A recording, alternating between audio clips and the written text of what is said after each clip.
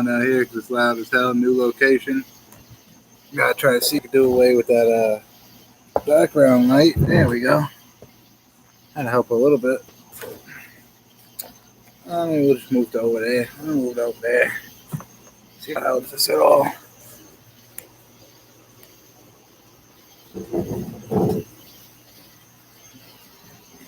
That's kind of better. Black background.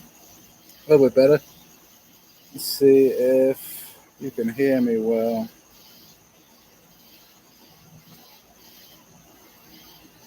What's up? Yeah, that's good. A little bit of background noise, but it is what it is. New location, barbecue pits back, UFC 264. Conor McGregor, Dustin Poirier, the third, the trilogy. Main card kicks off. Sean O'Malley's taking on Chris Montigno. Montigno taking the fight on short notice. Coming into the fight 9-4, making his UFC debut. Biggest win has to be against Damon Blackshear, Bellator fighter. His last win was 2 months ago, a submission win over Andrew Salas at Cage Fury Fighting Championships 96.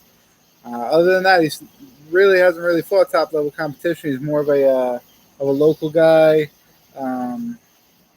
O'Malley's going to come into this fight 4-inch height advantage, 2-inch reach advantage, 13-1. His only loss is that TKO loss to Marlon Vera, where he injured his ankle. And he's got. He just knocked out Thomas Almeida in his last fight. That was in March. 9 out of 13 his wins via knockout. Dude's got the reach advantage. He's got the height advantage. I see it going pretty easily for Sean O'Malley in that fight. Arena Aldana, Yana Kunitskaya. That's a really good fight. Kunitskaya 14-5-1 on a 2-fight winning streak right now with decisions over Keelan Vieira and Julia Stolarenko. She's 4-2 in the UFC. Her only 2 losses were to Chris Cyborg and Aspen Ladd, who are 2 of the best in that division. Irene Aldana is 12-6. She lost her last fight by decision to Holly Holm. 6 out of 12 of her wins via knockout, and she has never been submitted in her career. She's 5-4 in the UFC, a little bit rocky start there in the UFC. Yana Kunitskaya has looked like she has evolved tremendously since she first got into the UFC. That first fight with Cyborg, she's gotten great off the ground, great off her back, especially. The elbows on the ground are insane. Yana Kunitskaya, I think, walks away this fight easily with a decision. I think TKO is also possible. Doctor stoppage, something like that. But Yana Kunitskaya, I'm going to go for that one. Tai Tuivasa versus Greg Hardy. One of the first guys in MMA media that gave me a start, Eddie Valetko, Evil Eddie. And he got into a little bit of a fight with Tai Tuivasa on his live stream. So I've always kind of went against him. But this is a hard fight to go against him. Greg Hardy, with all the controversy he brought to MMA.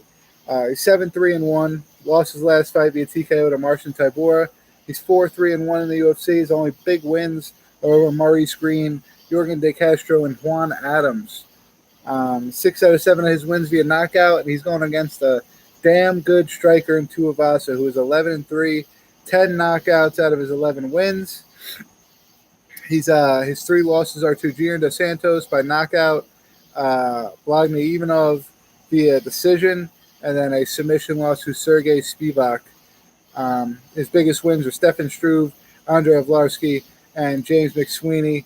He's currently on a 2-fight winning streak right now, and I know what you're thinking. Those 3 big fights that he won, are somewhat, they're guys that are old. They're way out of their prime. McSweeney, Struve, and Arlovski. I don't really want to say that about McSweeney because he's fighting bare knuckle. And so I think that's really, really a good win for two of us. But either way, I think this comes down to striking. I think the more experienced striker is Tai Tuivasa. And I don't think Greg Hardy's going to be able to throw those crazy power strikes, and he's going to be able to land on Tuivasa. So I'm going to go Tuivasa on that one. Stephen Thompson, Gilbert Burns, another hard fight to pick. Stephen Thompson coming in with a 2-inch height, 4-inch reach advantage. First degree black belt in jiu-jitsu, black belt in kickboxing, 4-1 professional MMA record on a 2-fight winning streak at the moment with decisions over Vicente Luque and Jeff Neal. He's got TKO wins. He's got 7 knockout wins, 8 wins by decision, which means he only has 1 win by submission.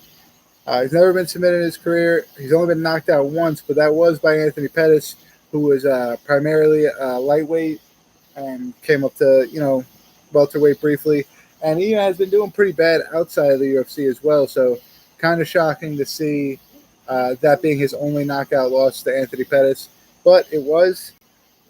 Gilbert Burns, second-degree black belt in jiu-jitsu, 19-4, never been submitted in his career. Only been knocked out twice. Kamaru Usman, which was his last fight, and then Dan Hooker at 155. 8 out of 19 of his wins via submission. 6 of them are by knockout. Coming to let him out. No. Let him go. He's got to go. No, I can't let him off leash. Huh? You're violating some deer, dude. Bring him in. I'll bring him out in a minute. I don't even know where I was at, but Stephen Thompson, man. I'm going with Stephen Thompson. I think Gilbert Burns has a very unique style of striking, and he's great on the ground. But Stephen Thompson's jiu-jitsu is very, very underrated. And unless Gilbert Burns comes in with a complete wrestling mindset and just wants to wrestle Thompson the entire fight, I think Thompson's got it on the ground. Thompson's got the reach. He's got the kickboxing. I'm going to go Thompson, most likely by decision, though. Dustin Poirier, Conor McGregor. I wrote no stats other than Dustin Poirier is a black belt in jiu-jitsu because it plays a key role in what I'm about to say. They're 1-1 so far. Dustin Poirier in his last fight, his first fight, he got really emotional. He got knocked out. In the second fight, he came out, blasted the leg kicks. First person in MMA to knock out Conor McGregor, knocked him out cold.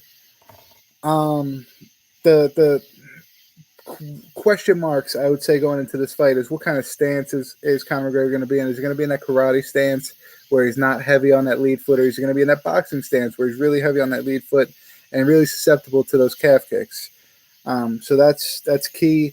If he does go back to that karate stance and Dustin Poirier can't land those calf kicks like he did in the second fight, does Dustin Poirier go to takedowns? He's a black belt in jiu-jitsu. We've seen Conor McGregor get manhandled on the ground by Khabib. Nate Diaz, he's not great on the ground. His jiu-jitsu is not polished, and that is definitely a weak point in his game. Dustin Poirier, trains at an American top team. A lot of great wrestlers there, a lot of great jiu-jitsu players there.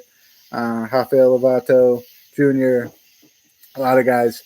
And like I said, he's a black belt. So I think if he takes it to the ground, it's an easy win. I don't think he's going to want to do that. I think he's going to want to prove that, you knocked me out the first time, I knocked you out the second time, and I knocked you out the third time. So I beat you. We were going to fight the same way every fight, and I beat you 2 out of 3. If he goes and takes him down, it's kind of like Conor McGregor could say, yeah, well, I knocked you out, then you knocked me out, then you wanted to take me down and wrestle me the whole fight. So you got to contemplate what you think Dustin's going to do there. I think regardless, I think Dustin's going to take it. Dustin, I think, has better boxing than Conor McGregor, as weird as that sounds, because Conor McGregor was, he fought Floyd Mayweather. A lot of people thought he landed a couple good shots in that fight. So it might be weird hearing that. I think Dustin Poirier is a better boxer, but the facts are what they are. And as far as MMA goes, where you could threaten the takedown, Dustin Poirier is better boxing. So I'm going to go Dustin Poirier there over Conor McGregor in the third fight to complete the trilogy. Conor McGregor, I really don't know what Conor McGregor does after that fight. Maybe he tries to go 170. Maybe he goes back to boxing. Maybe he just retires and is a promoter. It's really tough to say what Conor McGregor does if and when he loses this fight Saturday. But I think it's going to happen, so we'll see. Rest of the card plays out. Carlos Condit taking on Max Griffin is going to be a great fight. Nico Price, Michelle Pereira, also another great one. Ryan Hall, Ilya Tupura, great grappling match.